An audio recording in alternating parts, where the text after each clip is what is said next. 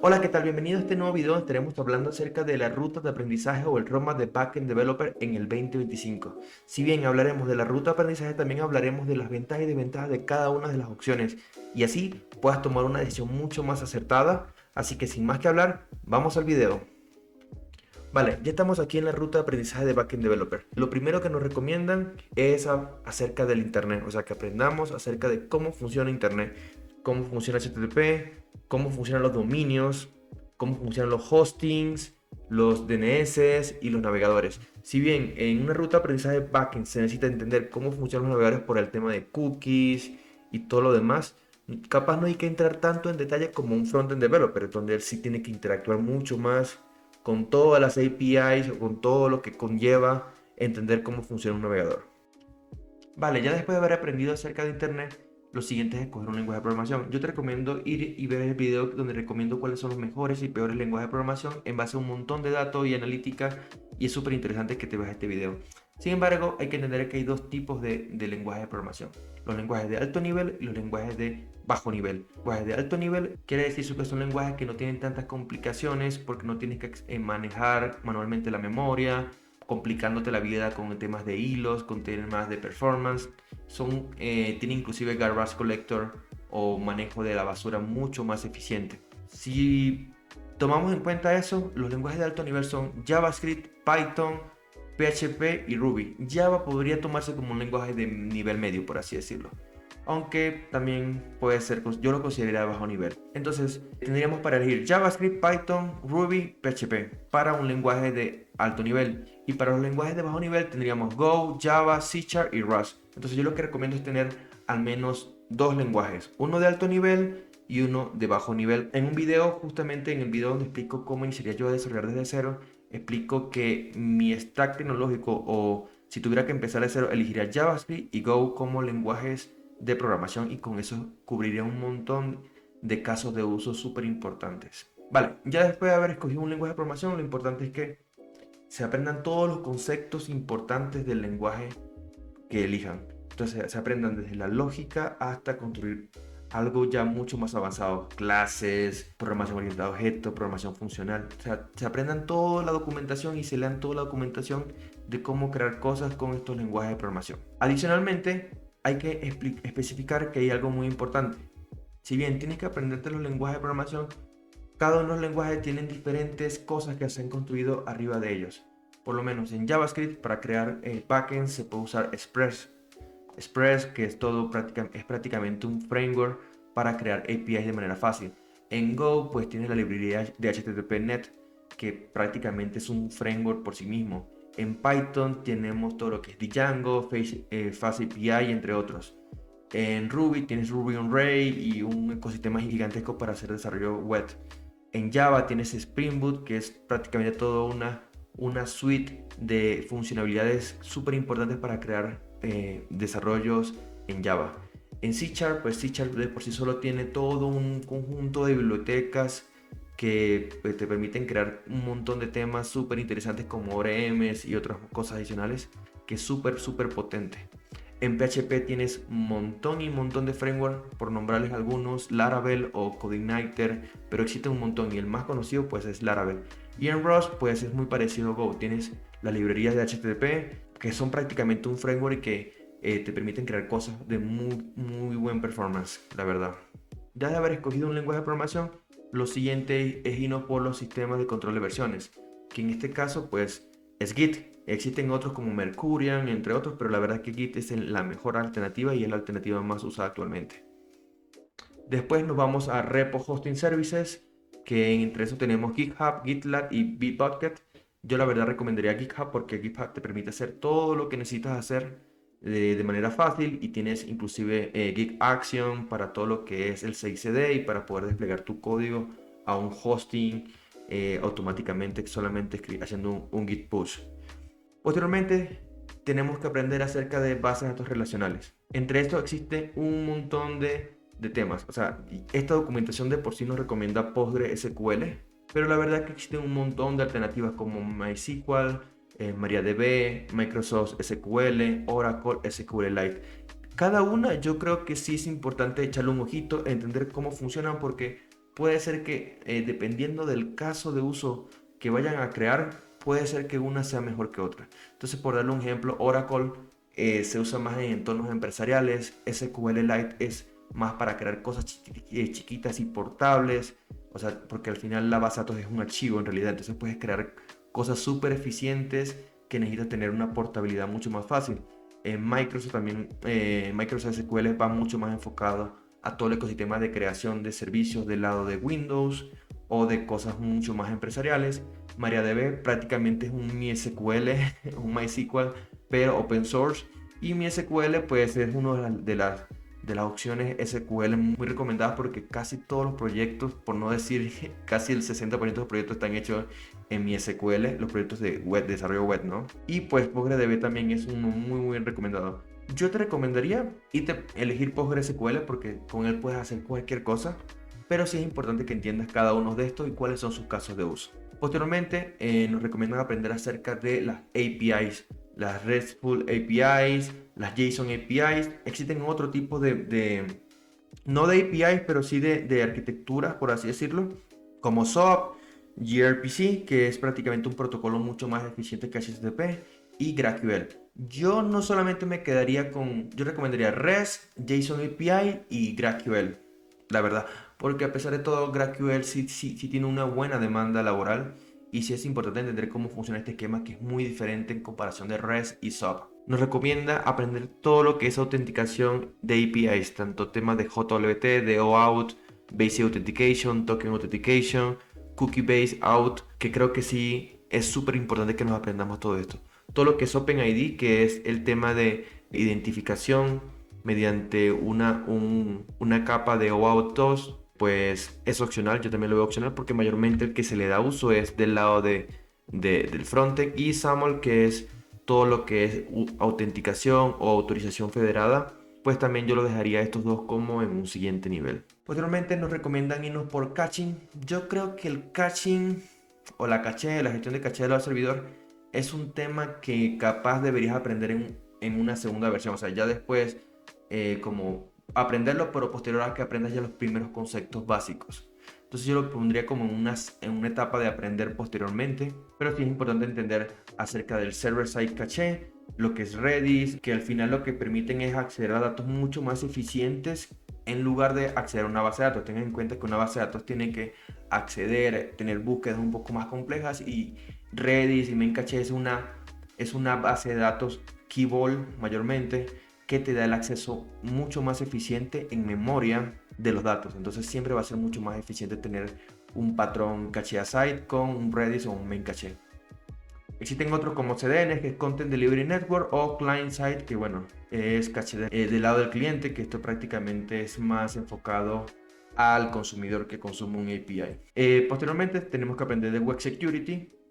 Están todo el esquema de protección de datos, que son los hashes como MD5 y SHA, que SHA tiene diferentes versiones. Tienes SHA-1, SHA-256, SHA-512, entre otros. Y el MD5, estos son hashing que al final envías un valor y este valor se convierte en otro valor que es predecible, que el output es predecible de una u otra manera. Y están los bscript, que son más enfocados a generar una encriptación para passwords. Tenemos el script y el bscript, que son más enfocados en el almacenamiento de password y que generan valores randómicos y difícil de determinar cuál es su valor real. Y por otro lado tenemos todo lo que es protección o mejores prácticas de seguridad. Entre eso tenemos el OWASP Risk. Yo la verdad recomiendo que le echen un ojito al OWASP Top 10, que es una de las 10 mejores prácticas acerca de todo lo que es el desarrollo de backend y de frontend. Todo lo que es HTTPS, pues sí, es obvio que tenemos que aprender cómo funciona HTTPS, cómo funciona el Cross Origin All Cores, cómo funciona SSL y TLS, que va muy relacionado con todo el tema de HTTPS. Content Security Policy, que es cómo hacemos que los diferentes consumidores nos puedan consumir, pero adicionalmente evitar que otros consumidores maliciosos empiecen a hacer mal uso de nuestras API o empiecen a consumirnos sin nuestro consentimiento, y todo lo que es seguridad del lado del servidor. Posteriormente tenemos que aprender acerca de testing. Yo la verdad recomiendo que sí aprendamos acerca de los test de integración, los test unitarios y los test funcionales. La verdad que sí o sí es algo súper importante y que sí deberíamos aprender todo lo que se encuentra en el lado de testing. Posteriormente tenemos que aprender acerca de CI/CD. Para si no saben lo que es CI/CD, es Continuous Integration y Continuous Deployment. Esto va a variar un poco dependiendo del hosting a donde queramos hospedar nuestro backend o inclusive del tipo de servicio que hospeda nuestros repositorios. Entonces, por lo menos para GitHub, posiblemente tengamos que usar Git Action, y en base a que ese Git Action hay una estructura de cómo se crea un deployment, un CI/CD, para que este código pueda pasar a compilarse y a crearse o a convertirse o a pasar a producción en nuestro servidor de producción o servidor de test de nuestro hosting. Posteriormente tenemos que aprender más acerca de lo que son las bases de datos, qué son los ORMs, cuáles son las propiedades de ACID para las transacciones, que esto significa, es un acrónimo de las 4 propiedades que deben garantizar, que son atomicidad, consistencia, isolación y durabilidad. Esto es súper importante para las transacciones que son súper críticas, donde, darte un ejemplo, tienes que quitar dinero a un cliente y dar dinero a otro cliente, pues se tiene que cumplir que esas 2 transacciones se cumplan. O sea, se tiene que reducir el dinero y se tiene que acreditar el dinero. También profundizar un poco más en el tipo de transacciones que va muy de la mano con ACID, en los problemas de N+1, temas de normalización, profiling y performance y migración de base de datos. Yo la verdad, de todos estos, pues yo empezaría, que es lo más necesario, que es temas de ORM, ACID, Transaction, N+1, problemas de N+1 y normalización de base de datos. Ya con eso ya tendríamos todo lo necesario. Sin embargo, las otras opciones como Migration, Profiling y Performance, yo los podría dejar para una siguiente versión, la verdad. Posteriormente de haber aprendido acerca de base de datos, tenemos que entender cómo escalar la base de datos. Y para eso hay un montón de conceptos. Está lo que es los índices, que es el más fácil y el que es más eficiente, que te entrega valor mucho más rápido, que es en pocas, crear índices para encontrar información de manera más eficiente, así como en un libro cuando tienes los índices y puedes ver en qué página está. De la misma manera funcionan los índices de base de datos. Esto es algo fundamental y básico que creo que todas las bases de datos deberían tener. Y es súper importante aprender. Está conceptos acerca de replicación de información, pero esto normalmente va mucho más enfocado dependiendo de la infraestructura donde hospedes la base de datos. Están estrategias de replicación o de separación de la base de datos para hacerlo escalable de una u otra manera. Y para eso existen las estrategias de sharding. Si bien ustedes, algo muy importante que a veces no se cuenta es que las bases de datos relacionales normalmente no escalan horizontalmente, escalan verticalmente, y cuando escalan verticalmente lo que se hace es incrementar más recursos, más memoria RAM en una sola computadora. Entonces estrategias como sharding lo que permiten es picar o hacer un split de la base de datos y crear diferentes bases de datos que hospedan diferentes tipos de información, y después tú redireccionas o buscas en cada una de las bases de datos dependiendo de algún patrón de routing de datos. Y está el teorema de CAP, que la verdad yo ninguno de estos profundizaría, a menos que vaya a crear una aplicación de alta transaccionabilidad. Yo esto también lo dejaría para conceptos de una segunda versión donde quieras profundizar o especializarte más en todos estos temas. Pero algo súper importante es aprender de los índices de base de datos, que es fundamental. Posteriormente nos recomiendan irnos por software design y architecture, donde tenemos patrones de arquitectura y tenemos diferentes patrones. Tenemos el patrón aplicaciones monolíticas. Esto es algo que sí o sí tenemos que aprender. Tenemos microservicios que, dependiendo de lo que quieras elegir, si te quieres enfocar más en un full stack developer, yo capaz te recomendaría irte por profundizarte un poco más en aplicaciones monolíticas. Hoy en día normalmente hay backends que tienen trabajo, tienen muy buenas ofertas de empleo y ni siquiera saben crear aplicaciones monolíticas, solamente se dedican a crear backend duro y puro con microservicios. Tengan que entender que una aplicación monolítica, como en este caso, son aplicaciones que tienen el frontend, la lógica de base de datos y la lógica de backend, todo junto en un solo proyecto. Entonces, con microservicios lo que tú separas es y desacoplas todo eso y tienes solamente la lógica de backend mediante RESTful API o algún tipo de API, y eso solamente tiene una responsabilidad única. Entonces, si yo tuviera que aprender en primera instancia, yo aprendería cómo funcionan las aplicaciones monolíticas y cómo funcionan los microservicios. La arquitectura orientada a servicios, sí te la recomiendo en una segunda versión. Serverless, también una segunda versión, aunque va a depender, no es totalmente necesario. Service Mesh, que es todo esto como Istio, todos estos proxies que te permiten tener interconexión entre diferentes microservicios, sí te lo recomendaría entender, al menos a muy alto nivel, si te vas a ir por el mundo de microservicios. O sea, sí o sí, si vas a irte por el mundo de microservicios, tienes que aprender Service Mesh.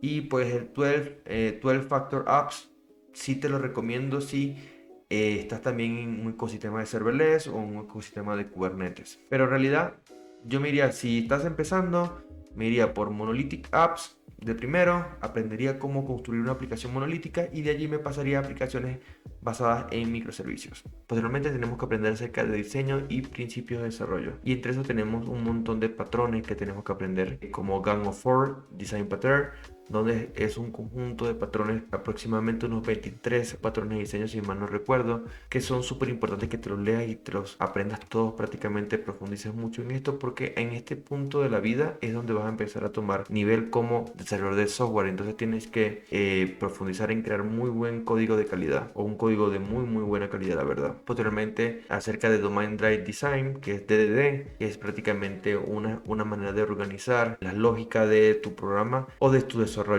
Y está el Test Driven Development, que en pocas es el desarrollo basado en pruebas, que es más que un patrón, para mí es una metodología donde se busca que primero se creen las pruebas unitarias, las pruebas de integración y después se programe el código funcional basado en esas pruebas. Después tenemos CQRS, que es prácticamente separar la lógica de escritura y de lectura. Esto puede llevarse muy de la mano con el tema de replicación de información o estrategia de data replication de base de datos. Sin embargo, es opcional. Y event sourcing es más una estrategia para llevar un histórico de todos los eventos que van sucediendo y que más bien no tengas una tabla que va almacenando un valor único, sino que esta tabla va escribiendo y escribiendo nuevos valores como especie de historial. Aquí concuerdo muy bien con este Roma, pues sí, hay que aprender un montón acerca de los patrones de diseños, aprender DDD, al menos hacer una lectura y entender cómo funciona, y pues entender cómo funciona el Test Driven Development, aunque en muchos casos, en muchos proyectos es complicado de implementar, la verdad, porque es prácticamente una manera diferente de programar o de crear o iniciar un desarrollo. Entonces, estos 3 puntos son los que te van a dar de una u otra manera seniority en cómo escribes código y en cómo se mejora la calidad de tu código que escribes. Posteriormente tenemos que aprender acerca de containerización versus virtualización. Entonces tenemos todo lo que es el ecosistema de Docker, donde tú creas un contenedor o una máquina virtual donde hospedas tu código fuente. Y este código fuente puede tener inclusive un sistema operativo específico, todos los requerimientos y eso lo declaras en un archivo Dockerfile. Y con esto se quita, de una u otra manera muere las excusas de que en mi local sí funcionaba.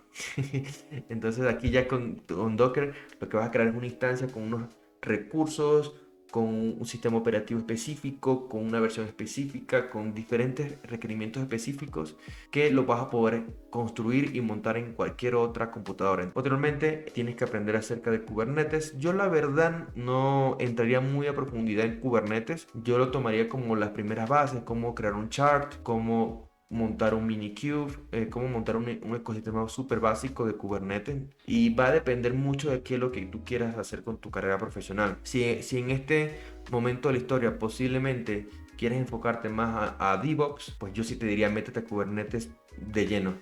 Posteriormente vamos a hablar acerca de Mensas Broker. En este caso recomiendan Kafka o RabbitMQ. Yo la verdad sí recomiendo, esto yo lo dejaría, para serles sincero, esto va a ser muy enfocado en el desacople de aplicaciones. Entonces por lo menos si tienes una aplicación que necesita comunicarse con otra aplicación, pero el proceso la tarea que tiene que hacer es muy pesada, entonces quieres separarlo por partes. O si la aplicación que tú estás creando está muy enfocada a temas asíncronos, donde después de un tiempo le notificas o le dices tu tarea ya finalizó, en esos casos sí puede ser que sea importante.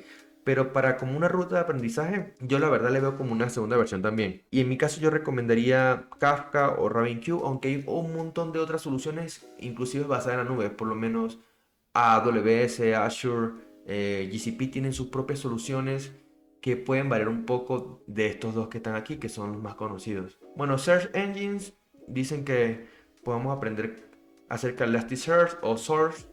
Yo la verdad eso también lo dejaría inclusive como una tercera versión, o sea, una versión 3 de último lo dejaría, Porque normalmente no es que tú necesites montarte un search engine todos los días o necesitas hacer algo muy específico de búsqueda de datos o información. Entonces, yo lo diría como opcional todo esto de search engine. Aunque va a haber personas que van a tener, se van a encontrar con casos de usos donde capaz necesiten aprenderlo, pero yo no lo veo como algo fundamental para aprender, para considerarte un backend developer. Después nos recomiendan aprender acerca de los web servers. Yo la verdad, si te estás haciendo por aplicaciones monolíticas, sí o sí vas a tener que entrar en este ecosistema, lo más probable.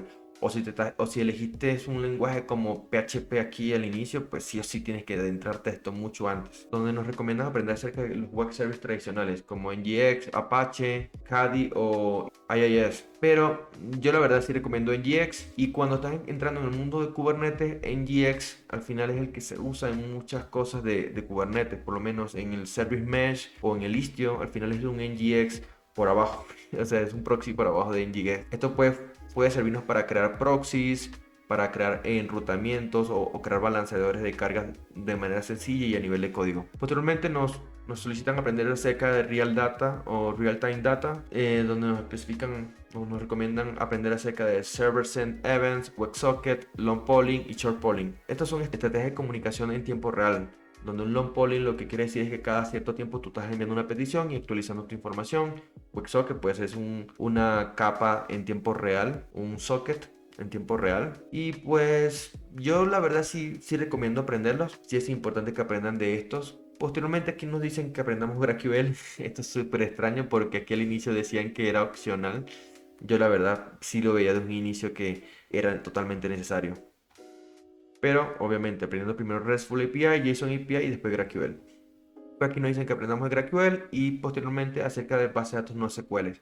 Las bases de datos no SQL pues simplemente son bases de datos que no están relacionadas, pero que en muchos casos tienen diferentes cosas. Por lo menos tienes la Key Vault, donde tienes Redis y tienes DynamoDB. Tienes los tipos de documentos, donde tienes MongoDB o CouchDB. Tienes Firebase para tiempo real, RetainDB, InfluxDB para todo lo que es series de tiempos, bases de datos columnares como Cassandra o Base, y bases de datos de tipo Graph como Neo4j y AWS Neptune.